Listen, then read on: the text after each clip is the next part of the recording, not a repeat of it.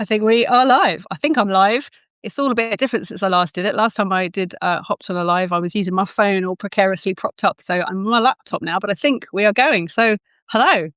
Can't see any chat or anything, but there we go. Live chat. Well, we're here. Hello. Welcome everybody to my live. I will calm down with a little technical. It's all kind of scary at the start, isn't it? Right. So yeah, welcome everyone. If anyone's coming in live, I can see that there's one person here. Hello. And if you're watching this on the replay, also welcome. I have made some notes for today because I'm talking about lots and lots of films. I can't necessarily remember them all in my tired old brain. So if you see me kind of glancing off to the side, then that's just looking at my notes. So yeah, if you haven't met me before, I'm Vicky. I'm a documentary director living in Brighton on the, I was going to say sunny south coast. It's actually not so sunny now, but yeah, south coast of England, south of London. I worked in factual TV for years and years. And then somewhere along the way, I started making kind of independent documentaries. I was working in TV. This was the time of kind of peak of reality TV and lots of, shall we say, slightly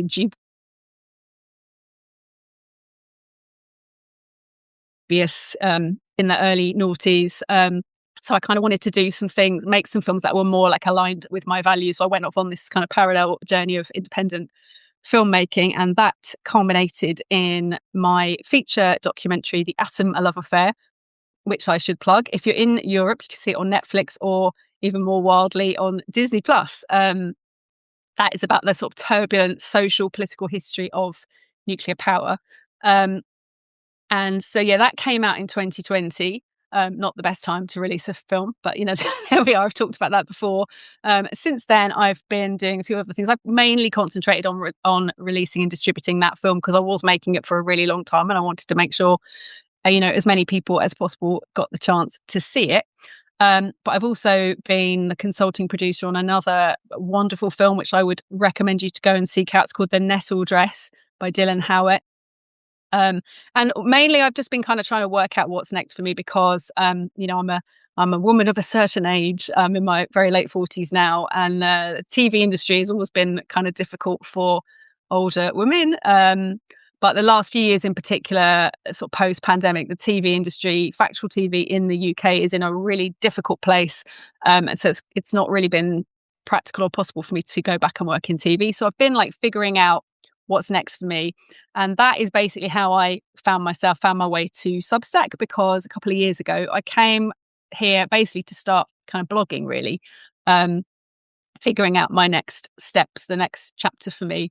And one of the like unexpected parts of that, I mean, the writing, I had a newsletter throughout the making of the Atom film, but that was very much a kind of one-way transmission, really. Like I wrote my updates about what was going on with the film. I didn't generally hear much back from anybody. So one of the things that has just been so lovely about coming onto this platform is like the community, right? The comments from people. And I've just met, well, some of them I've met in actual real life, but mainly online. I've met all kinds of brilliant people from all over the world doing all sorts of different things. You know, all the world is here, right? So whatever, all my different sort of niche interests and passions outside of my work and my family, I've been able to find, you know, people writing about that stuff, joined communities. It's been brilliant. But one of the most fun for me, someone who makes films and who loves films and loves to watch films, has been the film community on Substack. If you want to check it out, search up Filmstack and you'll find all kinds of amazing like filmmakers, but film critics, executives, sort of real big heavy hitters and thinkers in the industry about like where our industry is going. And unbelievably, when I started, until quite recently, there was not a film and TV category on Substack. So we all had to go under the much bigger banner of a culture. But there is now, there was a big campaign which was successful. Activism works, to get a film and TV category on Substack.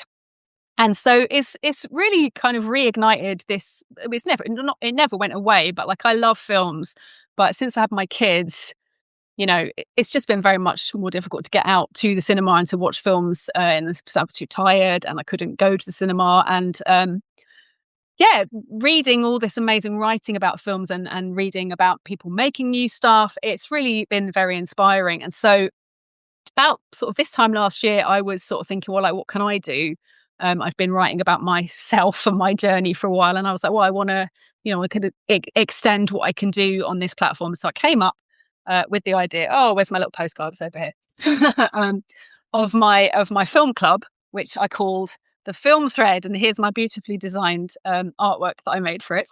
And so, yeah, I wanted to set up a more formal, like, type of community. I mean, it's one of the things that, again, that Substack facilitates, it encourages, really, like a sort of like a paid community or membership. So I had this idea to come up with an online film club, which basically works like a book group. So we would watch a film on our own, then come together to discuss it. And what I wanted to do, I've been doing a lot of reflection about myself and like my professional skills and interests and things lately. And one of the things that has really become clearer to me is that I'm someone who I like to go in like really in depth. I don't just like skim things. If I'm going to be interested in it, I'm going to really get into it and spend a lot of time and read all around it. And I kind of, that is reflected in the type of film club that I came up with. So the Film Thread, basically, we take one topic and then we follow that in depth, but also broad. So like lots of different films, but all on that one topic. And of course, first season, it was all about atomic movies, right? That's been my biggest like hobby horse area. I made my own film about that. I'm also now starting work on a new short film, which is also, it's another very different kind of facet of the nuclear complex, I suppose we would say. And I'm sure we will be hearing all more about that from me over the coming months. But coming back to the Film Thread, so it's very much about going all around, touring all around, but also I hadn't planned this, but it's just the way it came out. It's very much like the road less traveled. They're not, we didn't program Oppenheimer or Doctor Strangelove. They're films that you've probably not seen, you might not have even have heard of, and they're sort of some of them were actually not even that available necessarily, although I made a point, I did manage to find, at the time that I programmed all of these, they were all available somewhere to watch online for free. Archive.org being a particularly fantastic resource that I would just, as a side note, check that out for anything you're interested in. So anyway, what I thought I would do today is just to kind of look back. We're about to start, season 2 is going to be starting at the start of April. I'm going to be dropping the new film in season 2. So I thought it'd be a lovely opportunity to kind of look back over the first season, but also I did send out a big kind of written confessional about this a couple of weeks ago, but I've realized in prepping for season 2, I realized that I'd just like bitten off way more than I could chew, really, going back to that thing about going all in and doing everything really in depth. I for the first season, I was doing one big, really in-depth essay a month on each film I programmed, one main film a month, and then with some short films that I programmed as well. One big essay that ended up being like 4,000 words per essay. It was like a big chunk of work. And then a monthly Zoom and an expert at each monthly Zoom. And it was just a lot to organize. It was fantastically enjoyable and it was great, but it did take up a huge amount of my time. And, I have other things I want to be doing. I have this new film I'm working on. I'm also trying to set up a kind of an adjacent business. So I realized like I had to just have some really like honest conversations with myself about my capacity. So I'm it's reimagined and scaled down a bit for season 2. But the other thing is, when I realized I had done all this like work I'm really proud of with these essays from the first season, but a lot of people, majority of the people who are in my world here on Substack, subscribe to my newsletter, didn't get to see those essays because they're behind a paywall. So over the rest of 2026, I'm going to gradually release those essays out so everybody can read them.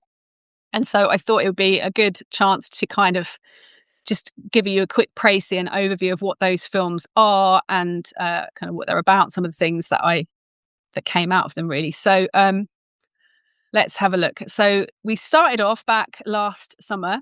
The first one we looked at was The Day the Earth Caught Fire, which is a British sci-fi film from the early 60s, 1961.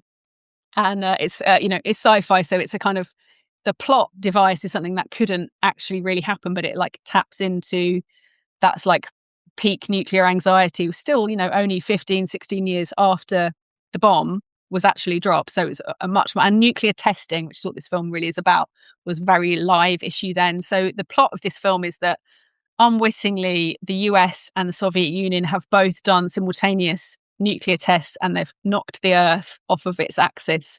And so it's basically heading towards the sun and it's hotting up. And I mean, watching that film now, it's kind of like a proto climate change film. The whole, the rivers are drying out, it's drought, it's crop failure, but in like sped up. It's sort of like if climate change was happening at, million times an hour compared to the slow burn that we are actually living through. And the other thing that's really cool, I mean, it's like literally a sort of sweaty kind of gritty British mid-century cinema. But one of the other things that I really like about it is that it's the angle that it's told from. It's through the eyes of like news reporters. It's set in a newsroom on Fleet Street, so it's very much like ground level. It's not a lot of films. Some of you probably saw House of Dynamite on Netflix. Came out at the back end of last year. Catherine Bigelow, and that's following a nuclear strike on the United States, very much from the command and control high levels. This is on the ground. It's the news reporters out on the beat. It's ordinary people, and it's I don't think it's that well known. So I highly recommend you check that one out. And then the next film we went to was last August. Probably you will remember, was the 80th anniversary of the bombs at Hiroshima and Nagasaki. And so to kind of commemorate that, I programmed a 1980s anime film, Japanese anime called Barefoot Gen, which is based on what's very famous in Japan, manga that was written by a Hiroshima survivor himself. And it follows Gen is a 6-year-old boy in Hiroshima who loses most of his family to the bomb. And then it follows the sort of months following the bomb. And it's an extraordinary film. It's difficult to watch. It's not for children, or at least not you're going to give children, like traumatize them for life. It's very graphic, and it doesn't flinch from the realities. And it's just, as a Westerner, I found it really, especially sobering, and like fascinating to see that story of the atomic bomb from a Japanese perspective. So that's Barefoot Gen. We kind of lightened the mood. The next film is a documentary, of course, that's my bag. It's an American kind of indie doc from the early 90s called The Plutonium Circus. And it follows this kind of motley crew of kind of eccentric characters in Amarillo, Texas, who work and live in and around Pantex, which stands for the Panhandle of Texas, where Amarillo is. And it's the United States' major assembly factory for nuclear weapons. The film was actually made at a really interesting moment around the time in the early 90s when there had been negotiations between the two sides in the Cold War to drastically reduce the stockpiles. So at the time that film was made, Pantex was kind of transitioning from being an assembly facility to a disassembly facility. And it's funny. It's the characters are, many of them are like really larger than life, but it's not very well known. So that was a great one to check out. Then the next place we went to was, how could you do a season on nuclear films or nuclear issues without looking at Chernobyl? So there's many films obviously that have tackled that, but I chose again, not a very well known film, I think. It's called Raspad, which is Ukrainian for decay or disintegration, sometimes translated as collapse. It's a Soviet-Ukrainian film that it came out in 1990. So it was being made in sort of 89. So really soon, in 2-3 years after the accident had happened, and before the collapse of the Soviet Union. So again, a really super interesting moment. And one of the things that's fascinating to watch that now, apart from it being again like the other side view from what we would in the West be more regularly exposed to, I suppose, is just to see how much the kind of official cover up was already on and was already well known about, even as early as 89, 90. It's another kind of weirdly, darkly comic film in places, but really gripping. And I would I would recommend all of these films if you've not heard of them or seen them.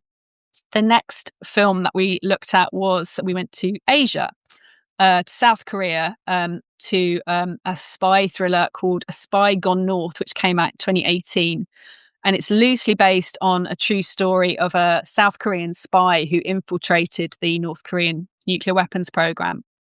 And it's also a time of a lot of kind of political intrigue within South Korea, that the South Korean government, and there's an election that takes place during the film. And it's got some they fully recreate the palace in Pyongyang, and there's an amazing turn by the actor who plays Kim Jong Il in that film. So that was The Spy Gone North. And then our last film, I felt like we had to, if you're going to look at the atomic age, you got to, the obvious place to finish is the legacy, right? The whatever sort of facet of the nuclear project, it produces this long-lived radioactive waste that has to be dealt with. So the last film we looked at was a Danish documentary from 2010 called Into Eternity.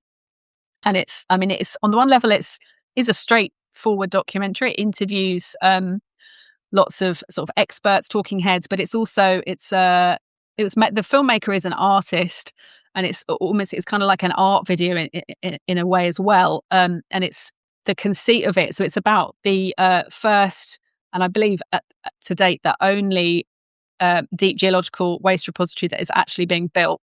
It's in Finland.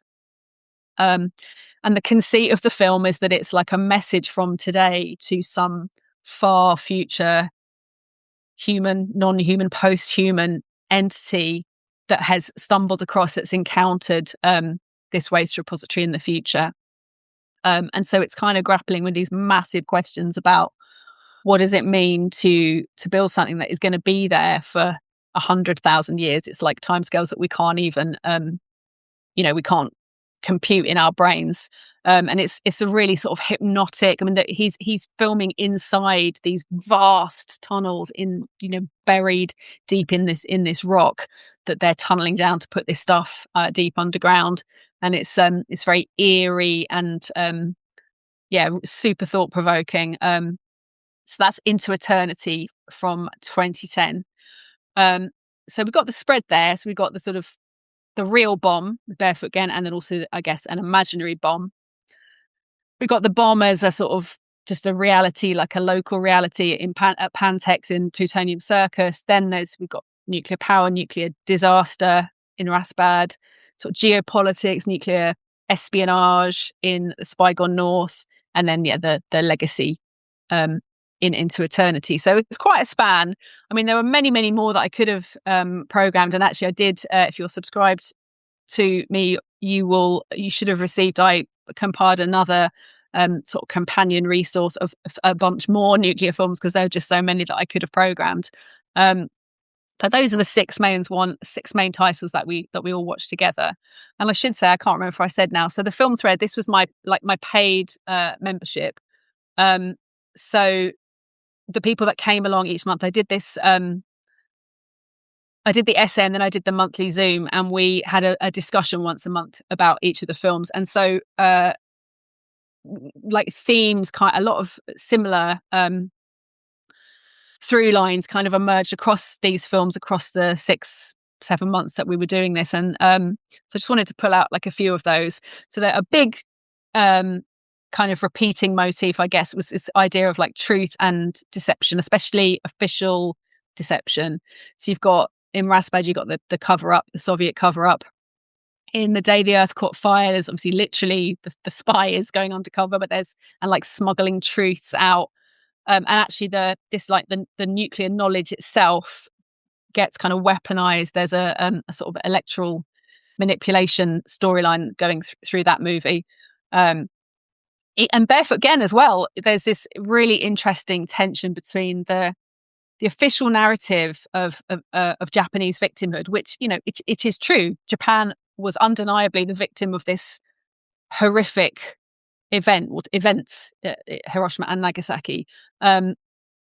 But it's more complicated than that, because Japan itself was guilty of war crimes in the Second World War, and the film gets into, especially really interesting to me as a Westerner who doesn't really know that much about this Japanese history. Of course, the Japanese people are not a monolith, just as not everyone in the UK supported Brexit or whatever. Not everyone in America supports or doesn't support Donald Trump. The Japanese population did not uniformly support the emperor. And in the film, Gen's father is shown before the bomb comes. He's an active part of the sort of resistance to the emperor. And so again, it's this kind of this dissonance between like the official story and what's actually going on the ground. And that sort of leads me on to another, I guess, thread to tug on, to use my metaphor. Is this the difference between the abstraction of atomic things and the concrete reality of humanity and human life? I mean, most viscerally, obviously, we see that in Barefoot Gen, which, I mean, it's got some really graphic. It literally shows the effect on the human body of an atomic weapon. In Plutonium Circus, you've got the bomb is this, it's literally their neighbor. It's part of the community in this factory. Many of the people who live in that community go to that facility every day. It's just a almost like a mundane part of their life. And it's very concrete. The film repeatedly shows Pantex, the facility. It's a big place that you can see, and there it is. Although you can't see inside, which is getting, I guess, in truth, not lies, but what's seen and what's not seen. But then on the other extreme is the abstraction. So in The Spy Gone North, really interesting. We don't ever see a nuclear weapon or even a nuclear facility. I think there's one very brief scene when the spy has managed to he's obviously trying to get close to where the North is believed to be manufacturing a weapon. And he gets sort of close-ish, and you sort of briefly glimpse something in the distance that may or may not be a nuclear weapons facility, but you basically never see the bomb. The weapon is this kind of, it's this abstraction, it's a proxy. And then in Into Eternity is the abstraction taken to the extreme, really, like the time scales of trying to conceive of some material that's going to be radioactive for like 100,000 years. This is just like it's beyond human sort of conception, really.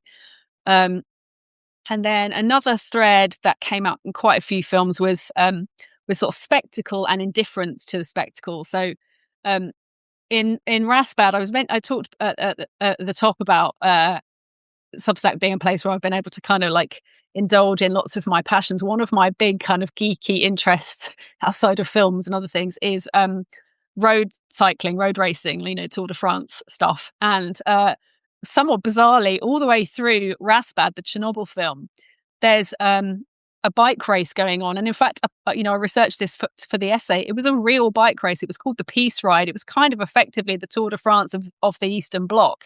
And it did really happen after the Chernobyl accident. And in all the way through the film, on the TV in the background, the TV is on and there's just footage of this race going on and everyone's ignoring it. And the film kind of ends on this bike race. And it's just this brilliant sort of very black comic device, really. I mean, there's a lot of other things in that film also to do with the media and the spectacle of the actual reactors exploding and stuff. But the bike race and this kind of the spectacle of that, but then just like nobody caring. The TV's on, but no one's watching it. It does that film does that really well. In The Spy Gone North, also, like I was saying, we don't see the nuclear weapon. So it's nuclear anxiety is this kind of proxy, sort of media proxy. And there's this really fascinating scene towards the end of the movie with a singer, like a pop star, K-pop singer from South Korea, and I think she's a dancer, a cheerleader from North Korea. And this was a real event. This was a real coming together of two like young famous Korean women from either side of the border. And it was a mobile phone commercial. And in the movie, he actually takes he uses some real footage from the actual advert, and then he drops his characters from from the movie into that scene. And it's just like a really brilliant visual way of showing how, the front, the facade, and then what's really going on behind that we don't get to see. So anyway, that's just a bit of a taster, I guess, of some of the things that came out in those films. And like I said, I'm going to be releasing those over sort of one per month going forward through 2026. And I really hope I put a lot of time and work into those essays. So I hope that they can get like a second life and more people have the chance to read them. And then I just wanted to say something about the shorts. So I, as well as the one feature film per month, I also programmed all these shorts. But what we found within my lovely paid members was that actually people often didn't really have time to watch those shorts. I think partly because I was delivering up this very long essay, and a feature film is a lot to watch anyway. So one of the changes that I'm making going forwards for the new season is I'm not going to do that, but I have been, as a sort of like taster to the new feature films coming out. I posted up a short film per month on Substack Notes and also on Blue Sky, and then I'm going to compile those at some stage and put those together into like a nice resource, a PDF. So I was thinking I might actually do that with the Atomic shorts as well. So it'd be good to know if that's something anybody would like. Like, let me know in the comments or whatever, or drop me an email, because there's so many. I thought I would just pull out very briefly mention a few that I thought particularly great, stood out. And these are all available to watch for free online. So there was a short called A Short Vision, which is it's a British commissioned as a BFI animation from 1956, but it was made by a Hungarian animator, and it's basically is about a nuclear weapon strike, but it never says that. It's it just creates this kind of extraordinary sense of dread through animals, and it's brilliantly animated. It's very brief, but notoriously it was played, I don't know why, but it was played in the Ed Sullivan Show as just a little diversion in the Ed Sullivan Show, the American talk show in the 50s. And apparently it just absolutely like terrified people who saw it, because it's really kind of, oh, like, what is this? And it really captures that era, that period, that like massive nuclear anxiety of the 50s. So that's a great one. That's available to watch on the BFI player, and I think it's also on YouTube, called A Short Vision. There's another great documentary that I saw. Actually, both of the last two I've got picked out here. I've just realised the documentaries, but I had all kinds of other genres as well, but these two are docs. The 1968 Canadian documentary called Juggernaut. It's quite an arty sort of abstract film, but it's basically following this massive reactor core. So India Canada developed its own design of nuclear reactors. It was different to what was being used in the UK and the US, and then obviously all the countries who were building reactors were trying to sell them for export. And Canada did sell some of its reactors to India.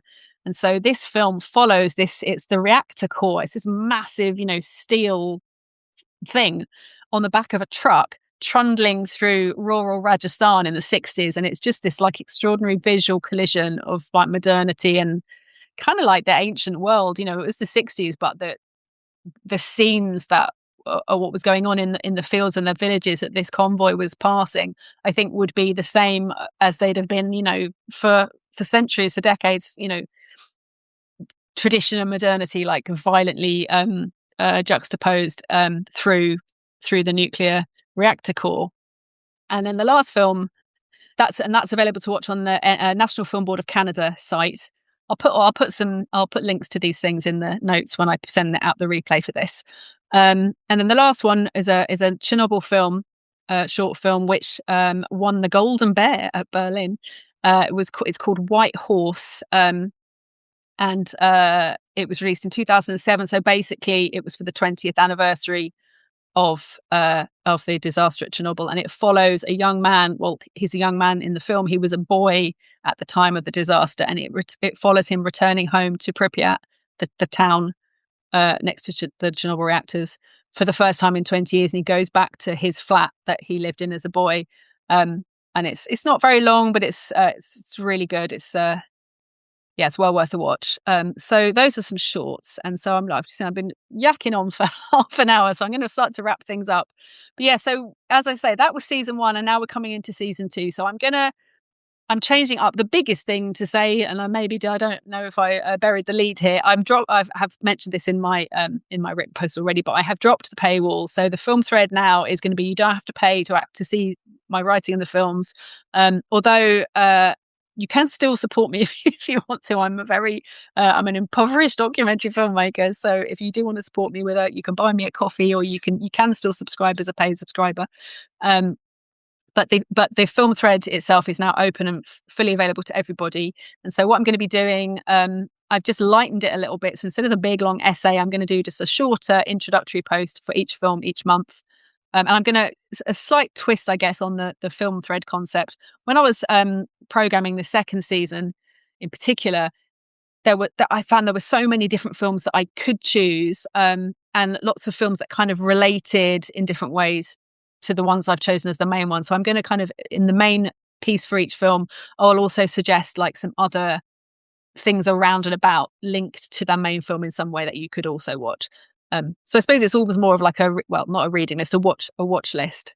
And then I'm going to just put a few like reflection prompts. So if people do want to have a chat in the comments, we can still do that. But I'm just not going to do the monthly Zooms. But I'm going to do hopefully one bigger online event kind of towards the end of the season, and try and bring together some different expert voices that we can all come to, and it sort of look back across the whole of the season. So in terms of what that season's about, I mean, I've mentioned it many places and many times, but it's looking at autism films. That's a topic that's of particular interest to me and my family. My son was diagnosed with autism about 18 months ago. My daughter, we think, may well have, might be neurodivergent too. And so it was not something I knew really all that much about until a few years ago. And I've been on a big journey of learning and discovery, in my own personal life. So I'm focusing on that through this next season of films. And so it's another topic where there have been many, many films. And so in a similar vein to season 1 with the atomic movies, we're going around the world.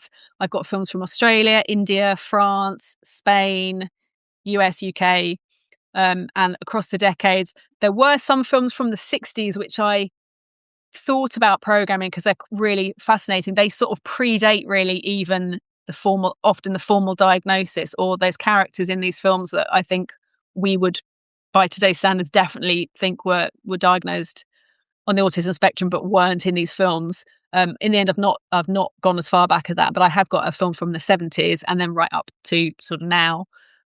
We've got some animation, some documentary, some drama. There's a Bollywood film in there, and there's some that are kind of hard to categorize. So, and the gamut of emotions as well, right? There's some really beautiful, joyful ones, and some harder, more difficult films.